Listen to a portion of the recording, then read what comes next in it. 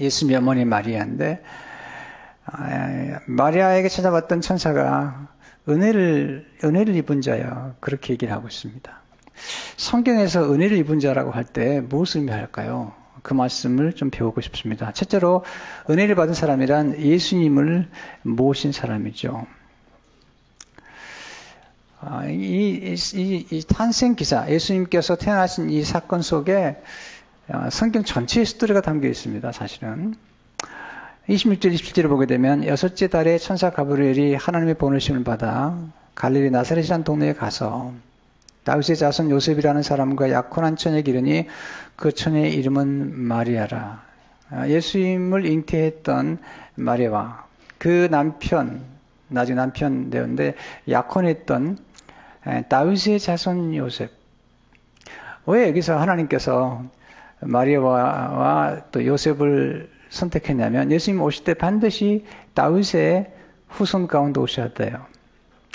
여기서 나사렛 동네에 그들이 살았는데 나중에 예수님께서 베들레헴에서 태어나시지만 나사렛이라는 곳에 가서 살죠. 그래서 나사렛 예수라는 말이 거기서 나오는 거예요. 근데 이 두 사람, 요셉과 마리아가 약혼을 했어요. 정혼했다고 그러는데 이스라엘 백성들의 풍습에 의하면 일단 약혼한 다음에 1년이 지난 다음에 결혼하고 1년 동안은 그들이 동거하거나 동침하지 않게 되어 있습니다. 만약에 그 사이에 약혼한 여자가 다른 남자와 함께 동침해서 아이를 갖게 되면 돌에 맞아 죽게 되어 있어요. 그건 법이고 그리고 실행되었던 법이에요. 근데 지금 하나님께서 이 사건 속에 지금 마리아를 선택하셨어요. 왜 마리아일까? 그리고 왜 이 사건이 이토록 중요한 걸까? 아담과 하와를 유혹했던 뱀, 그 뱀을 향해서 하나님께서 약속하신 말씀, 그 예언의 말씀이 원복음이라고 알려지고 있는데 창세기 3장 15절을 보게 되면 내가 너로 여자와 원수가 되게 하고 내 후손도 여자의 후손과 원수가 되게 하리니 여자의 후손은 내 머리를 상하게 할 것이요 너는 그 배의 발꿈치를 상하게 할 것이니라 하시고 메시아가 올 텐데 그 메시아가 여자의 후손 가운데 오게 되어 있어요. 또한 여자의 후손 가운데 오는 메시아는 반드시 처녀의 몸에서 오게 되어 있는데 이사야 7장 14절을 보면 그러므로 주께서 친히 징조를 너에게 주실 것이라 보라 처녀가 잉태하여 아들을 낳을 것이요 그 이름을 임마누엘이라 하리라. 이 말씀이 마태복음 1장 22절 23절에 보면 이렇게 이루어졌음을 얘기하지. 모든 일이 된 것은 주께서 선지자로 하신 말씀 이루려 하시면 이르시되 보라 처녀가 잉태하여 아들을 낳을 것이요 그 이름은 임마누엘이라 하리라 하셨으니 이를 번역한즉 하나님이 우리와 함께 계시다 함이라. 하나님이 예수님의 탄생을 선택한 여인의 이름이 마리아다. 27절 보니까 그 처녀의 이름은 마리아라. 마리아라는 이름은 뜻은 사랑받는, 높여진이라는 뜻을 가지고 있습니다. 원래 구약에서 미리암이라는 이름이 신약에 와서 히브리어로 미리암이라는 이름이 신약에 와서 마리아가 된 거죠. 사랑받는, 높여진 또는 탁월한 그런 이름의 뜻을 가지고 있습니다. 근데 천사가 마리아에게 들어가서 했던 첫 번째 말이 28절에 보면 그에게 들어가 이르되 은혜를 받은 자예요. 평안할지어다 주께서 너와 함께 있게 하시도다 하니 은혜를 받았다. 자, 우리 예수 믿는 사람들에게 은혜를 받았습니다 라고 할 때 은혜를 받았다는 것은 무엇을 의미하는 걸까요? 마리아가 부자가 된 게 아니거든요. 특별한 권세를 받은 게 아닌데 하나님이 보실 때에 은혜를 받았다고 말하고 또 우리도 은혜를 받았다고 말하는 사람들이라면 마리아에게 천사가 와서 전해준 은혜를 받은 자라고 말할 때 도대체 하나님이 보실 때 은혜를 받은 자는 누구일까? 첫째로 하나님께 선택을 받는 것이 은혜라는 거죠. 수많은 처녀가 있었지만 마리아가 예수님을 잉태하고 출산하도록 선택을 받았다는 것입니다. 이 은혜는 지금 예수 그리스도께서 오신 다음부터는 예수를 믿는 모든 사람에게 주어진 은혜 가운데 하나죠. 제가 예수님을 믿고 난 다음에 아주 충격을 받았던 말씀이 요한복음 15장 16절의 말씀인데 너희가 나를 택한 것이 아니요 내가 너희를 택하여 세웠나니 내가 예수를 믿고 내가 예수님을 선택한 줄 알았는데 아니더라고요. 하나님이 나를 택하셨더라고요. 이 놀라운 메시지 속에 비밀이 담겨 있는데 하나님께서 우리를 창세전에 선택하시고 모든 신령한 복을 예비하셨다는 거죠. 선택받은 자에게 쌓아두신 신령한 복이 있는데 에베소 1장 3절에 보면 4절에 보면 찬송하려다 하나님 곧 우리 주 예수 그리스도 아버지께서 그리스도 안에서 하늘에 속한 모든 신령한 복을 우리에게 주시되 곧 창세전에 그리스도 안에서 우리를 택하사 우리로 사랑 안에서 그 앞에 거룩하고 흠이 없게 하시려고. 하나님 선택받은 사람들은 존귀한 사람들이죠. 하나님의 사랑받은 자들인데 골로새 3장 12절을 보니까 그러므로 너희는 하나님의 택하사 거룩하고 사랑받는 자처럼 긍휼과 자비와 겸손과 온유와 오래 참음을 옷 입고 거룩하고 사랑받는 자로 선택받았다. 성도님들, 여러분 한 분 한 분은 하나님의 사랑받는 자로 선택을 받았고 또 사랑받기 위해서 태어난 사람들이에요. 사랑받고 사랑하기 위해서 태어난 사람들인데 이것은 놀라운 은혜인데 하나님의 선택, 72억인 가운데 하나님의 선택을 받았다는 것 자체가 가장 큰 은혜죠. 우리는 자꾸 은혜를 달라고 그러는데 이미 받은 은혜도 얼마나 큰가를 알아야 되죠. 두 번째, 예수님을 모시는 것이 큰 은혜죠. 마리아의 몸에 예수님을 모셨잖아요. 육신으로. 성령님을 통해서 예수님을 육신으로 모셨는데 우리도 마찬가지예요. 예수 그리스도께서 오신 이후로는 우리 예수님을 영접하는 순간 영으로 예수님을 모시게 됐어요. 이게 큰 은혜죠. 요한복음 1장 12절에 보면 영접하는 자 모셨다는 거죠. 곧 그 이름 믿는 자들에게는 하나님의 자녀가 되는 권세를 주셨으니 이 말씀을 너무 자주 인용하다 보니까 우리 이 말씀의 그 깊은 뜻을 망각할 수가 있는데 예수님을 영접한 후에 하나님의 자녀가 되었다는 것은 하나님의 자녀가 되는 권세를 얻었다는 것이고 하나님의 자녀가 되었다는 것은 하나님 아버지의 부요함이 곧 누리의 부요함이 되었다는 거죠. 아무 때나 하나님께 나갈 수 있고 아무 때나 나가서 하나님 앞에 구할 수 있다는 거죠. 이 놀라운 특권이에요. 이거 권세죠. 여러분 자녀들이 누리는 권세가 뭐죠? 부모에게 모든 걸 다 받잖아요. 이 모든 은혜를 부모로부터 받으면서도 정말 당당하게 구하잖아요. 세 번째, 예수님을 위해 쓰임받는 것이 은혜라는 것이죠. 마리아는 예수님 위해서 그의 몸이 쓰임받는 것을 영광으로 알았습니다. 많은 사람들이 이 쓰임받는 은혜가 얼마나 소중한가를 망각하는 것 같아요. 우리가 하나님의 은혜를 알려면 참 겸손해야 될 뿐만 아니라 은혜를 깨달아야 되거든요. 여러분, 은혜라는 게 뭘까요? 깨닫는 것이거든요. 근데 어떤 사람이 더 깨닫냐면 스스로가 아주 겸손한 사람이죠. 그러니까 마리아는 스스로를 비천하다고 생각했어요. 여러분, 겸손한 사람일수록 은혜를 깊이 깨달을 수가 있죠. 여러분, 스스로가 대단하다고 생각하는 사람들은 하나님의 은혜를 깊이 깨닫지 못해요. 스스로가 비천하고 부족한 죄인이란 사실을 깨달을수록 하나님이 나를 선택하시고 또 비천한 나를 쓰시겠다고 하는 그 앞에 감격할 수밖에 없는 거잖아요. 그래서 깨닫기 위해서는 어떻게 되는가? 깊이 생각할 때 우리는 은혜를 깊이 깨닫게 되죠. 생각이라는 것은 깨달음이 태어나는 거예요. 생이라는 그 단어는요, 이게 살아나는 거거든요. 살리는 것. 각은 각성하다. 각성하다는 말이 깨닫는 것인데 깊이 생각할 때 깨달음이 태어나는 것을 보게 됩니다.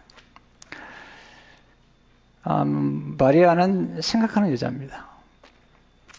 누가복음에서 계속 보면 우리가 이제 성탄절날 말씀드리겠습니다만은 마리아는 깊이 생각하는 사람이죠. 천사의 말을 듣고 29절에 보니까 마리아가 그 말을 듣고 놀라 이런 인사가 어찌함인가 생각하는 사람. 나중에 천사의 방문을 받은 다음에 또 엘리자벳을 만난 다음에 하나님을 찬송하는 찬송이 마리아의 송가라고 그러는데 노래 부를 때 스스로를 비천하다고 얘기하잖아요. 1장 46절 48절에 보면 마리아가 이르되 내 영혼이 주를 찬양하며 내 마음이 하나님 내 구주를 기뻐하였음은 그의 여정의 비천함을 들어보셨습니다. 보라 이제 흐르는 만세의 날을 복이 있다 일컬으로다. 이렇게 본 스스로가 비천하다고 생각하는 사람이기 때문에 하나님이 그의 몸을 쓰시겠다고 할 때에 그게 감격하고 감사한 거잖아요. 여러분, 우리 몸이든지 우리의 재산이든지 우리의 재능이든지 은사든지 간에 우린 누군가를 쓰고 있는 거예요. 어떤 사람들은 자기의 재능을 자기의 탁월한 재능들을 회사를 위해 쓰는 사람도 있죠. 남 돈 벌어주는 일에 쓰는 사람도 있고요.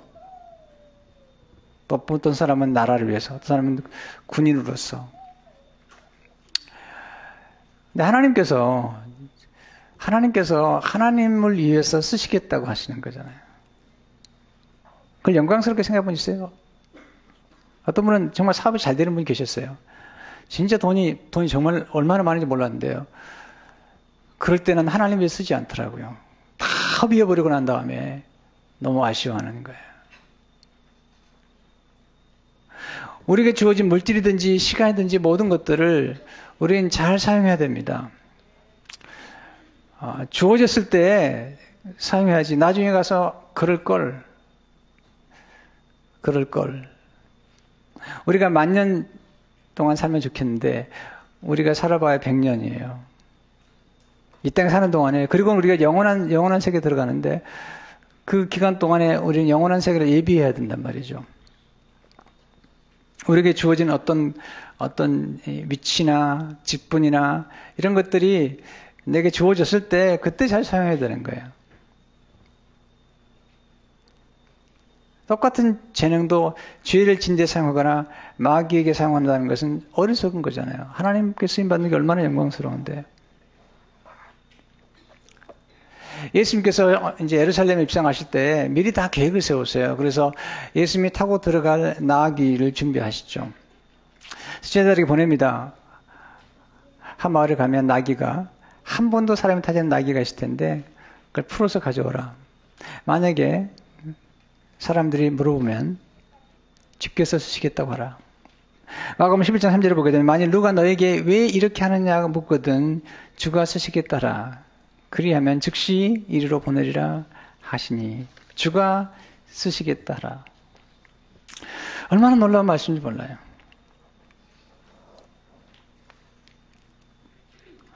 우리의 삶 가운데 우리의 가장 귀한 것들을 누구를 위해 사용할 것인가?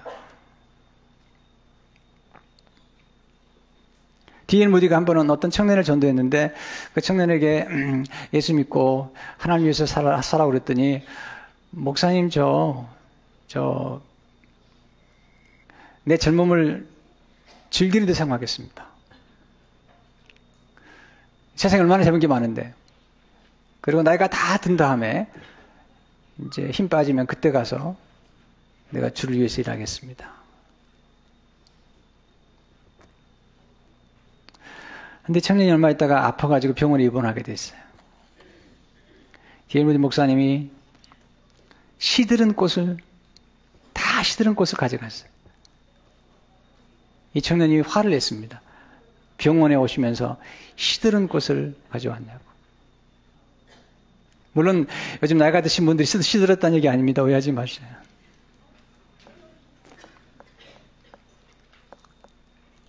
가장 소중하고 가장 귀한 때 그때 하나님 위해서 드리는 게 아니라 이제 쓸모없이 되었을 때에 내 생애를 드리겠다라고 생각한다면 그것도 참 아픈 일이잖아요.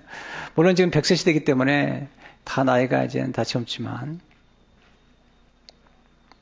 주가 쓰시겠다라. 여러분 쓰임 받으려면 겸손해야 되는 거예요. 스스로가 대단하다고 생각하는 사람은 하나님이나 하나님의 교회에서 쓰겠다고 말씀할 때 교만을 부리더라고요. 여러분 사울 왕이 하나님이 그를 쓰시겠다고 왕으로 세웠잖아요. 근데 교만하니까 그걸 귀히 여기지 않으니까 그의 왕관을 다 빼앗겨 버립니다. 그의 가진 모든 것들을 빼앗겨 버리는 거예요. 얼마나 놀라운 특권입니까? 예. 우리가 살아가면서 하나님이 우리에게 주시는 것들이 얼마나 귀한데 그래서 주님을 위해서 쓰시겠다고 할 때 기쁨으로 드려야죠. 그리고 하나님께서는 하나님이 쓰시고 나면 반드시 보상하시거든요. 성에 보시면 하나님이 쓰시고 보상하지 않은 사람이 없습니다. 손해보는 게 하나도 없어요. 하나님을 위해서 쓰임받으면 하나님께서 반드시 위로하시는데 그 위로 속에는 엄청난 보상이 담겨 있는 거잖아요. 우리가 다 가져가는 거 아닙니다. 주께서 쓰시겠다라. 우리의 물질도 우리의 건강도 우리의 재능 권사도 하나님 주셨는데 우리를 쓰시겠다고 말할 때 기뻐하는 게 좋잖아요. 네 번째, 성령님의 능력을 힘는 것이 은혜죠. 30절 보니까 천사가 이르되 마리아 무서워하지 말라. 내가 하나님께 은혜를 입었느니라. 이 은혜가 뭐죠? 성령이 그의 몸에 임했다는 거죠. 34, 30절에 보면 마리아가 천사에게 이르되 나는 남자를 알지 못하니 어찌 이 일이 있으리까. 천사가 대답하여 이르되 성령이 내게 임하시고 지극히 높으신 이의 능력이 너를 덮으시리니 이러므로 나실 바 거룩한 이는 하나님의 아들이라 일컬어지리라. 우리가 하나님 앞에 우리 자신 내어드리면 하나님께서 우리가 하나님의 일을 할 수 있도록 성령의 능력이 임하는 거죠. 예수님이 제자들을 선택하시잖아요. 그리고 제자들을 이제 파송하시면서 그냥 파송하지 않죠. 그들이 이 일을 감당할 수 있는 지혜와 능력을 주시는 성령의 그 힘을 입도록 하잖아요. 누가 24장 49절에 오면 볼지어다 내가 아버지께 약속하신 것을 내게 보내리니 이로부터 능력으로 입혀질 때까지 이 성에 머물러 하시니라. 우리가 하나님 앞에 쓰임받기 원할 때 드리기만 하면 하나님 나머지는 하나님이 도와주십니다. 이게 마리아가 하나님 앞에 자신을 내어두니까 성령께서 임하셔서 상상할 수 없는 일이신 거잖아요. 두 번째, 예수님의 이름 속에 우리는 성탄의 비밀이 담겨있는 걸 알아야 되잖아요. 30절 오면 보라 내가 잉태하여 아들을 낳으니 그 이름을 예수라 하라. 우리 성탄절에 주인공이 누군가를 망각할 때가 많잖아요. 예배드릴 때도 많잖아요. 여러분 가끔 돌례배를 가보면 그 돌례배의 주인공이 누구죠? 어린아이죠. 근데 엄마가요, 머리를 막 힘주고 가요. 시집 가는 줄 아나 봐.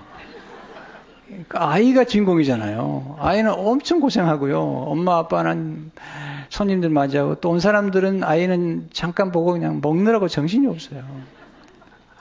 가끔 이런 질문을 하게 되죠. 오늘 주인공이 누굴까? 이 성탄의 주인공은 누구죠? 예수님이시잖아요. 성탄절에 너무 분주하게 움직이고 또 성탄절을 25일 날, 24일 날에 예수님을 망각하고 사는 사람들이 얼마나 많아요. 예수님 이름 속에 예수님이 누구신가가 나오잖아요. 첫째, 예수님은 구원자시라는 거죠. 예수라는 이름은 원래 여호수아라에서 나왔는데 하나님은 구원이시다. 그런 뜻이죠. 우리를 죄 가운데서 구원하시는 구원자시다. 두 번째, 예수님은 왕이시죠.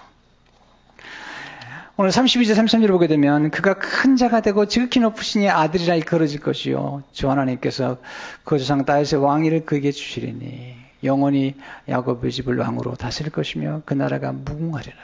왕이시다. 어떤 왕일까? 예수님은 능력의 왕이시라는 거죠. 모든 권세를 가지신 왕이시다. 그런 까닭에 우리는 하나님을 의지해서 예수님 의지할 수 있잖아요. 예수님은 사랑의 왕이시죠. 왕이 자기 백성을 위해서 목숨을 내어주신 거죠.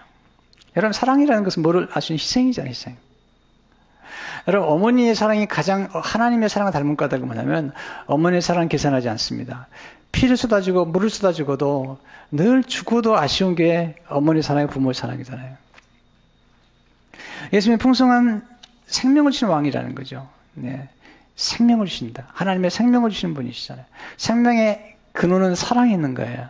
사랑만큼 놀라운 생명을 주는 게 없잖아요. 또한 예수님은 무거운 짐을 대신 담당해 주는 왕이시라는 거죠. 세상의 왕들은 짐을 부과하잖아요. 바로 솔로몬도 그렇잖아요. 그러나 예수님은 마태복음 11장 28절에 보면 수고하고 무거운 짐자들아 다 내게로라 내가 너를 쉬게 하리라. 예수님은 하나님의 아들이시잖아요. 35절에 보니까 하나님의 아들이라 일컬어지리라. 마리아가 잉태한 분은 하나님의 아들이, 하나님의 아들이란 말은요, 하나님이란 뜻이죠. 사람의 사람을 낳으면 사람이고, 개가 개를 낳으면 개고요, 고양이가 고양이를 낳으면 고양이인데, 하나님이 하나님 낳으셨어요. 하나님이시라는 거잖아요. 이걸 고백했던 사람이 마태복음 10장 10절을 보게 되면 베드로죠. 시몬 베드로한테 대답하여 이르되 주는 그리스도시여 살아계신 하나님의 아들이신다. 하나님이시라는 거잖아요. 도마가 나중에 예수님을 만난 다음에 부활하신 후에 예수님을 만난 다음에 요한복음 20장 18절에서 이렇게 말해요. 도마가 대답하여 이르되 나는 나의 주님이시요 나의 하나님이십니다. 근데 그 하나님을 우리가 모셨다는 거죠. 우리가 새해를 맞이하면서 새로운 출발할 때마다 우리는 우리가 가진 게 뭔가를 좀 체크할 필요가 있습니다. 많은 분들이 스스로 가난하다고 생각하는데 우리 그리스도는 가난하지 않습니다. 우리는 이미 가진 게 많아요. 예수 그리스도께서 우리 안에 거하시는데 보배를 가졌다. 고린도서 4장 7절을 보니까 우리가 이 보배를 질그릇에 가졌으니 We have this treasure in jars of clay. 이건 우리 이 안에 이미 보배, 이는 심히 큰 능력이 하나님께 있고 우리에게 있지 아니함을 알게 하려 합니다. 우리가 가진 게 얼마나 많은데 우리가 가진 것을 사용하지 않고 있죠. 우리가 가진 것을 귀여기지 않아요. 여러분 정말 안타까운 뭐냐면 우리는 하나님 우리에게 이미 주신 은혜와 이미 주신 권세를 사용하지 않고 있다는 거예요. 활용하지도 않고 있다는 거죠. 감사하지도 않고 있다는 거죠. 이것은 비극이죠, 비극. 이미 예수 그님이 권세를 주셨죠. 우리 안에 하나님이 계셔서 구하라 그러면 너에게 주실 것이라고 말씀하셨고, 성령의 도우심 받게 되면 지혜와 총명의 신이요 모략과 재능의 신이요 지식과 의를 견하는 그 성령께서 함께 하시게 되면 정말 탁월한 사람이 될 수 있는 거죠. 그러면 이 마리아가 이렇게 복을 받은 게 뭘까요? 믿었기 때문에. 믿는 자가 복이 있는 거죠. 네. 처음에 어떻게 처녀가 아이를 낳을 수 있습니까? 그렇게 질문할 수 있잖아요. 왜냐하면 그런 일이 없었으니까. 그때 천사가 1장 36절 37을 보게 되면 보라 내 친족 엘리사벳도 늙어서 아들을 배웠느니라. 본래 임신하지 못한다고 알려진 이가 이미 6달이 되었나니 대제 하나님의 모든 말씀은 능하지 못하심이 없느니라. 하나님 말씀하셨다면 처녀가 아들을 낳을 수 있다라고 말씀하신 거예요. 성령께서 역사하셨기 때문에 그때 마리아가 놀라운 고백을 하죠. 38절에 마리아가 이르되 주의 여종이 오니 말씀대로 내게 이루어지이다 하며 천사가 떠나가니라. 무슨 말이냐면 나는 아직 내 정혼한 약혼한 남녀와 동침하지도 않았습니다. 그런데 내가 아이를 가지면 전 돌에 맞아 죽습니다. 그래도 말씀대로 이루기 원합니다. 내가 오해를 받고 내가 사랑하는 요셉과 헤어지냐 했더라도 하나님의 말씀대로 이루어지기를 원합니다. 이것은 놀라운 믿음이고 놀라운 반응이죠. 이 소식을 들은 다음에 그의 멘토, 영적인 멘토인 엘리자벳을 찾아가죠. 사가랴의 남편 찾아갑니다. 그때 이게 엘리자벳이 놀라운 축복을 해주죠. 1장 39절 40절 보게 되면 이때 마리아가 일어나 빨리 산골로 가서 유대 한 동네에 이르러 사가랴의 집에 들어가 엘리자벳을 문안하니 엘리사벳이 마리아가 문안함을 들으며 아이가 복중에서 뛰노는지라 엘리사벳이 성령의 충만함을 받아 큰 소리로 불러 이르되 여자 중에 내가 복이 있도다. 내 태중의 아이도 복이 있도다. 그렇게 축복을 해주는 거잖아요. 그렇죠. 이런 축복이 어디 있습니까? 예수님 모셨으니까.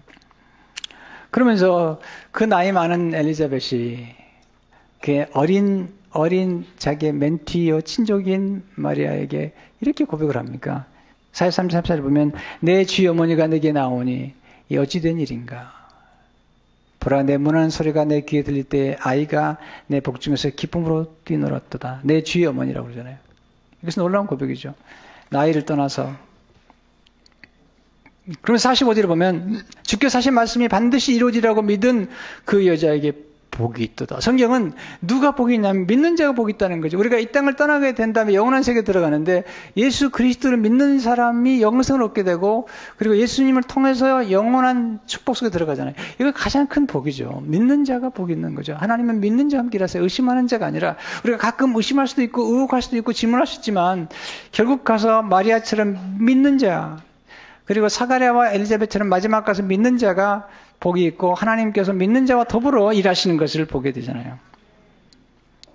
믿음은 불가능을 가능하게 하는 거예요. 여러분 가능한 걸 가능하다고 말하는 것은 누구나 할 수 있는 거죠. 그것은 자연적인 믿음이잖아요. 그런데 이건 한 번도 역사적이 없었던 거예요. 처녀가 잉태해서 아들을 낳는 거 없었던 거예요. 하나님께서 하시겠다는 거죠. 우리가 알지 못하는 해결책, 우리가 알지 못하는 길, 우리가 생각할 수 없는 하나님의 섭리들 이건 우리의 삶 가운데 난관과 고난과 함께 찾아오는 거예요. 그런데 거기서 하나님을 정말 신뢰하게 되면 내가 생각했던 A도 B도 아닌 또 더 아주 특별한 길로 우리 인도하시는 거예요. 이게 하나님께서 우리 역사하시는 거잖아요.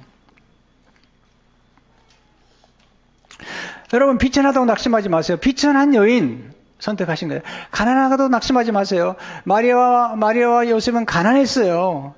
예수님 모시고 베들레헴 갔는데 사관 아이를 낳을 만큼 방에 들어갈 수 없었던 거죠.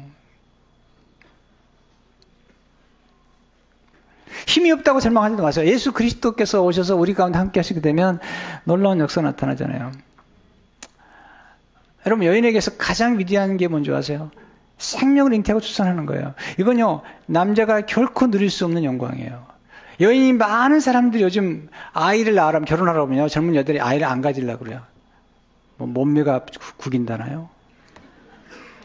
여러분, 여인이 존재하는 가장 큰 영광이 뭔지 아세요? 아이를 잉태하고 생명을 낳고 생명을 키우는 거예요. 이건 놀라운 영광이에요. 이건 아무나 할 수 있는 게 아니에요.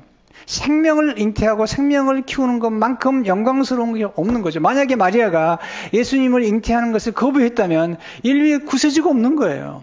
세례 요한이 이 땅에 왔다는 게 얼마나 놀라운 것입니까? 보세요. 어제 말씀드렸지만 모세가 태어날 때 모세 한 사람을 구원함으로 이스라엘 민족 전체를 구원하는 역사를 일으키잖아요. 거기에 5명의 여인이 동원됩니다.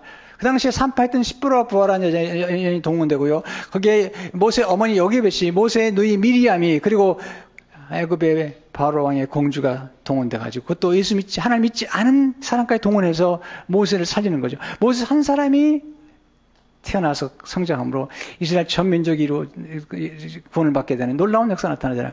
여기서 우리가 한 생명을 낳고 키우는 게 얼마나 영광스러운지. 여인들이요. 여러분 생각 가운데 결혼해서 아이를 낳을 기회가 있다면, 그리고 그런 아이를 낳는 영광이 있다면 주저하지 말아야 되고 그것이 큰 축복인 걸 알아야 됩니다. 만약에 그런 기회가 없다면 입양을 해서라도 직접 데려다 키우지 않더라도 지난번에 컴패션처럼 우리가 서포트를 해서라도 사람을 키우는 것이 중요한 것입니다. 마리아의 믿음은 대단하잖아요. 믿을 수 없는 걸 믿은 거예요.